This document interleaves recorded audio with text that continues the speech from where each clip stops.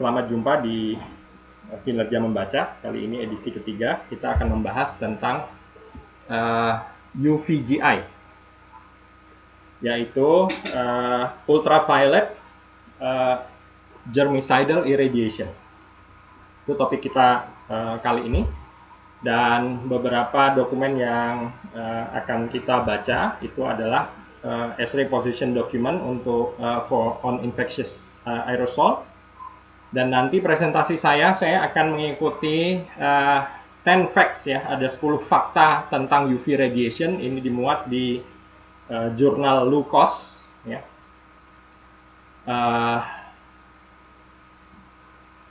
Nanti saya akan presentasikan apa itu ke-10 fakta itu, dan saya akan ambilkan berbagai informasinya dari X-ray Handbook, baik X-ray Handbook of Systems chapter 62 atau Handbook of Application chapter 17 ya.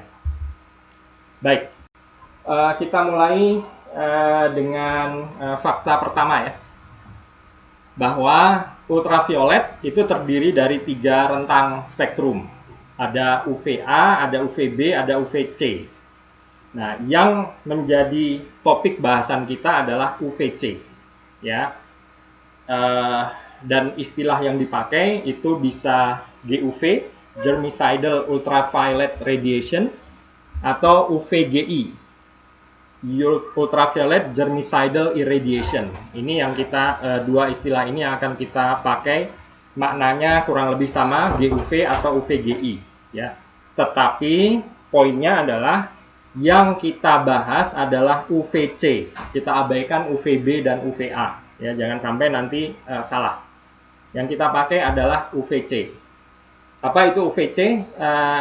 Kalau kita lihat rentang spektrum ini, spektrum elektromagnetik ya, UVC itu ada di rentang yang paling pendek panjang gelombangnya relatif terhadap UVB maupun UVA ya. Ini saya pakai pointer dulu ya, relatif terhadap UVA maupun UVB ya, dia panjang gelombangnya lebih pendek ya, ada di rentang 100 sampai 280.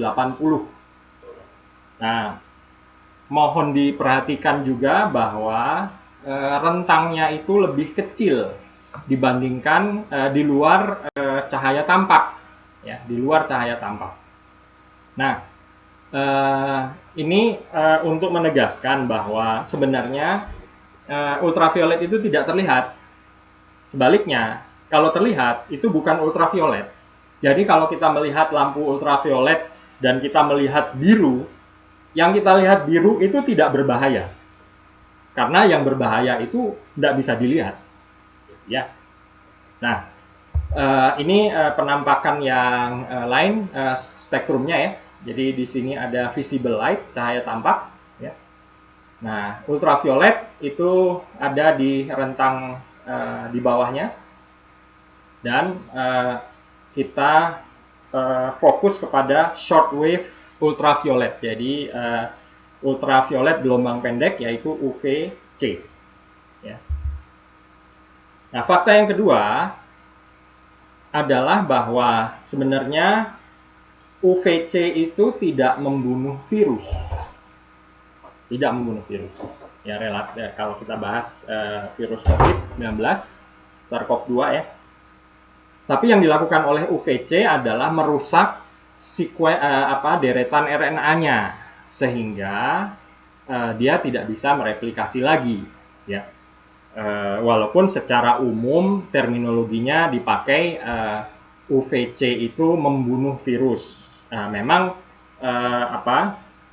secara awam boleh dikatakan seperti itu, tetapi bendanya, si virusnya sendiri masih ada, hanya dia dibuat tidak aktif. Jadi istilahnya adalah inactivation ya. Ini yang istilah yang kita perlu perhatikan.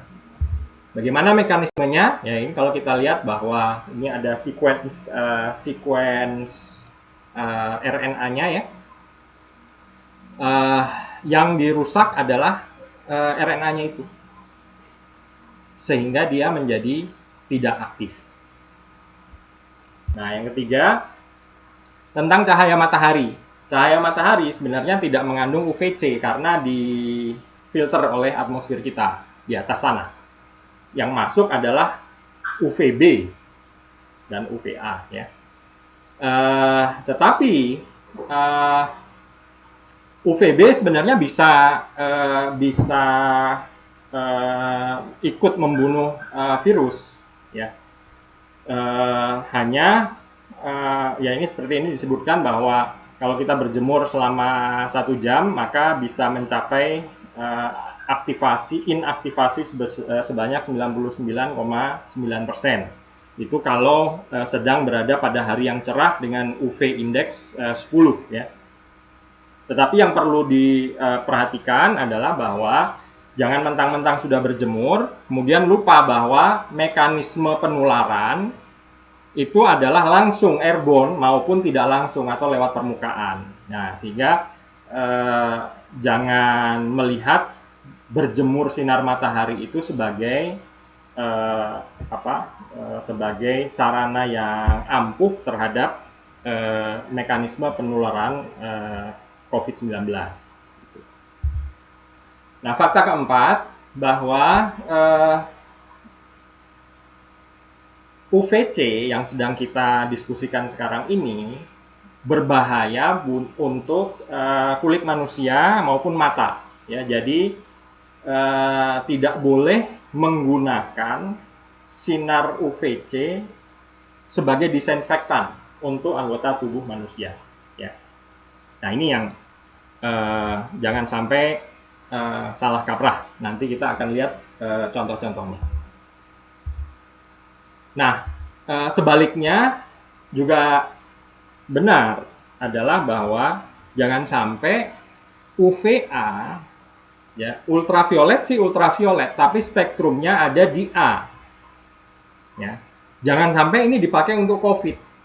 Contohnya apa? Contohnya black light, yang kita sebut sebagai black light, atau ultraviolet yang perangkap serangga itu jangan sampai dipakai untuk COVID. Nah, ini contohnya. Ya, black light itu adalah memang dia UVA. UVA. Ini kan kita sering melihat ini yang portable ya di supermarket atau di department store, dipakai untuk membaca uang ya, melihat uang kita ada safety features-nya atau tidak. Itu ini kebanyakan dia UVA. Nah, jangan menggunakan lampu ini untuk COVID. Ya. Atau yang ini. Nah, ini lebih tidak boleh lagi.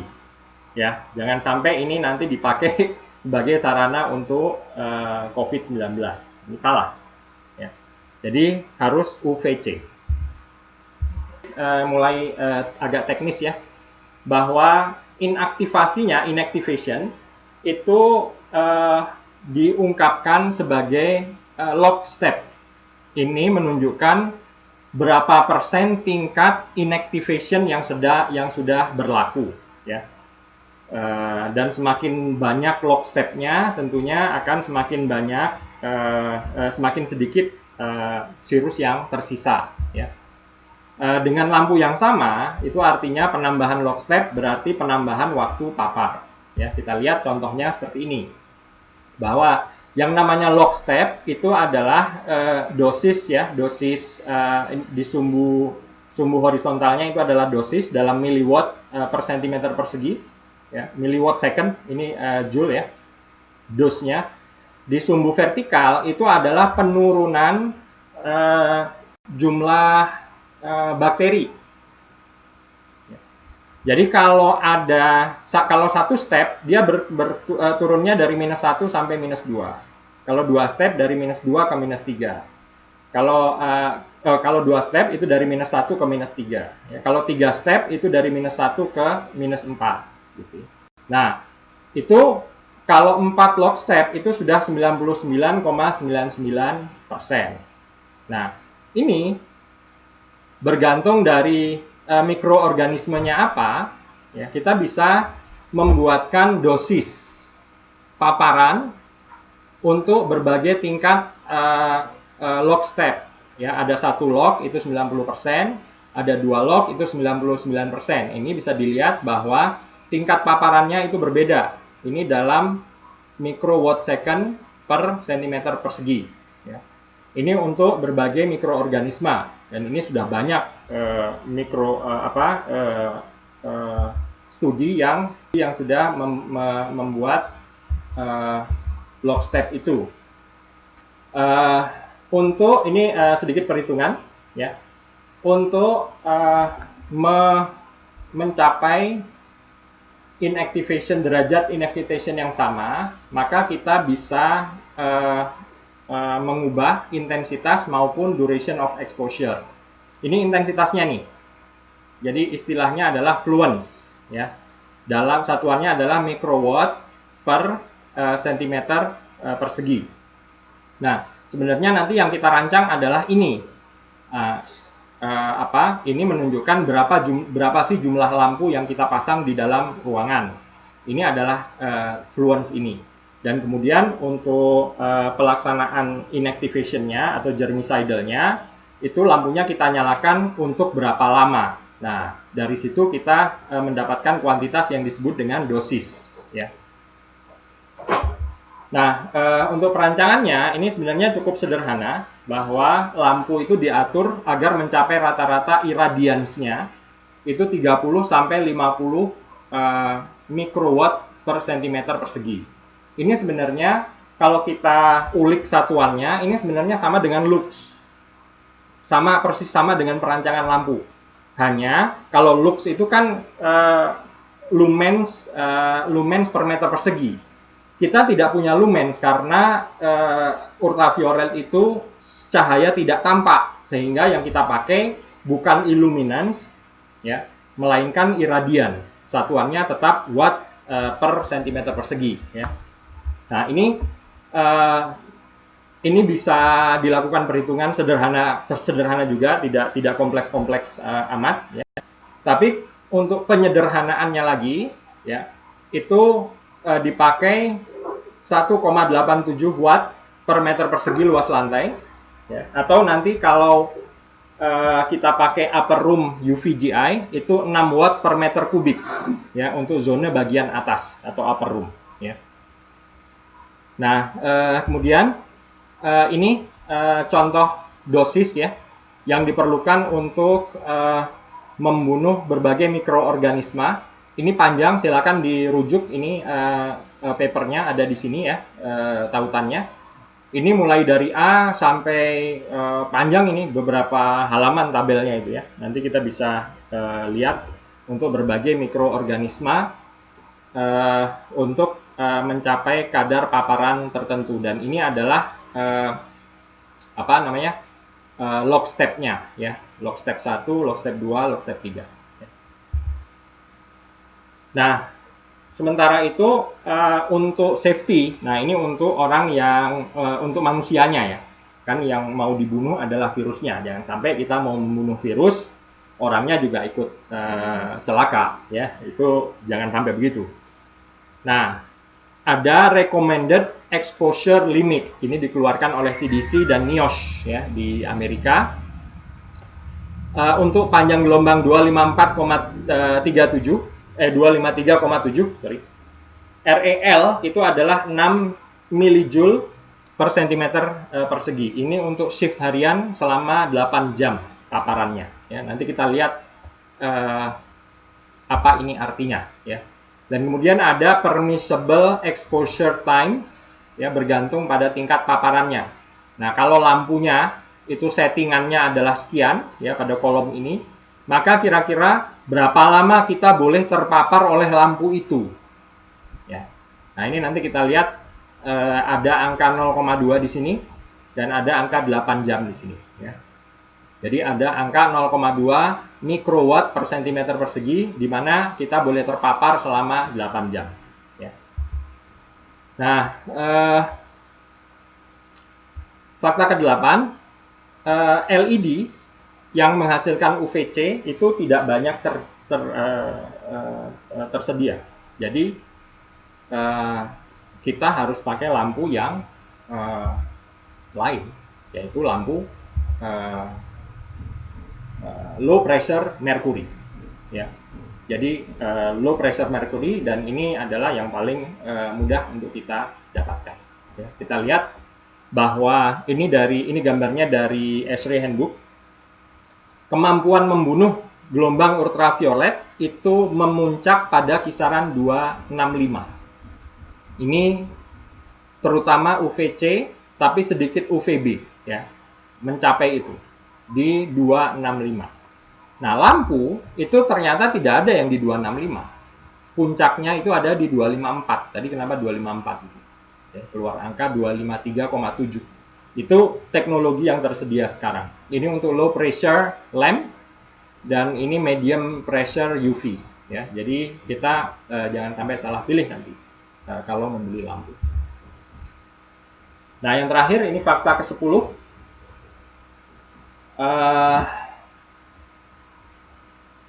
Dalam setting rumah sakit, maka ada istilah upper air UV radiation.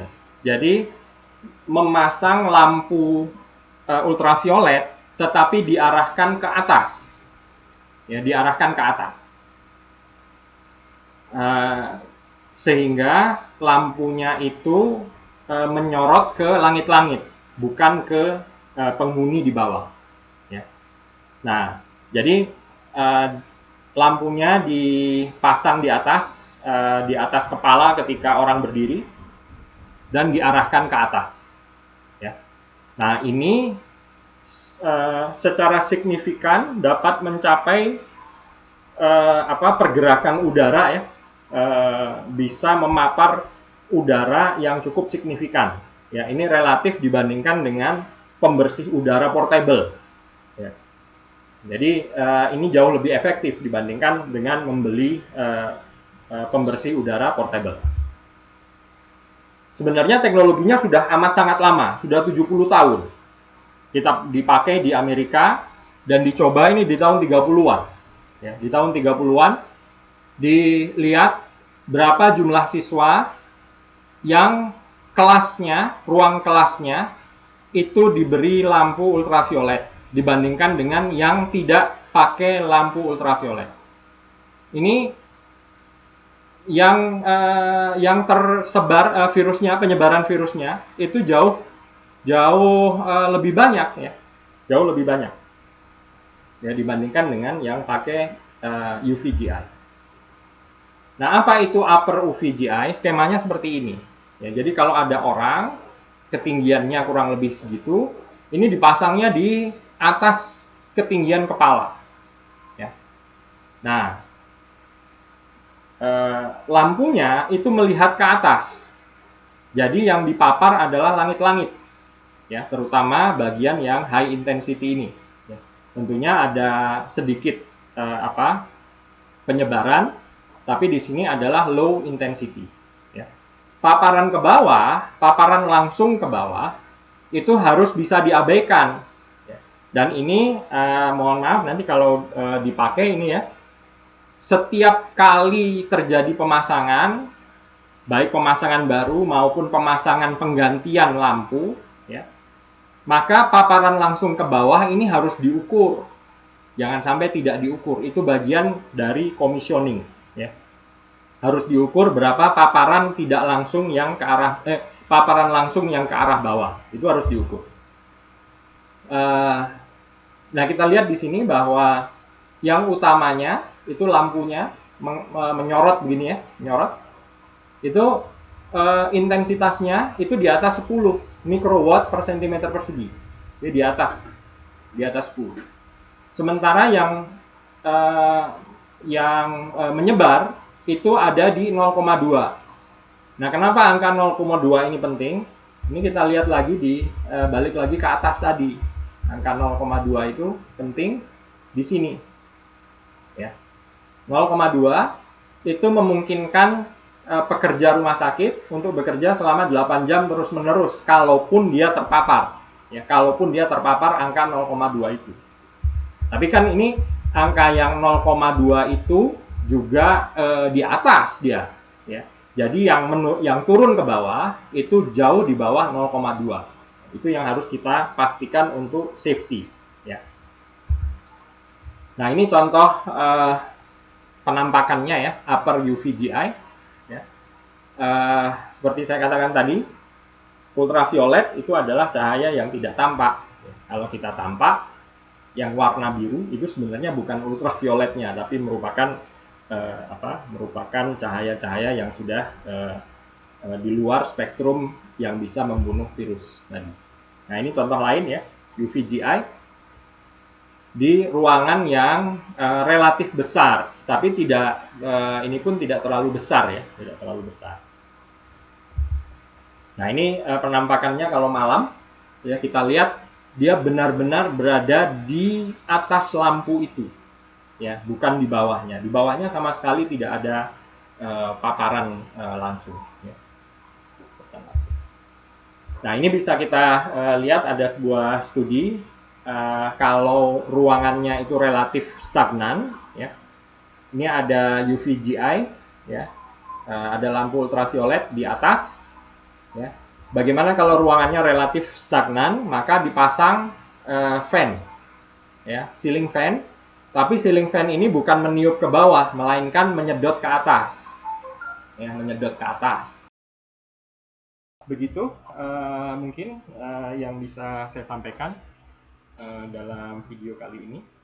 Semoga bisa bermanfaat dan insya Allah kita akan sambung dalam video-video selanjutnya. Assalamualaikum warahmatullahi wabarakatuh.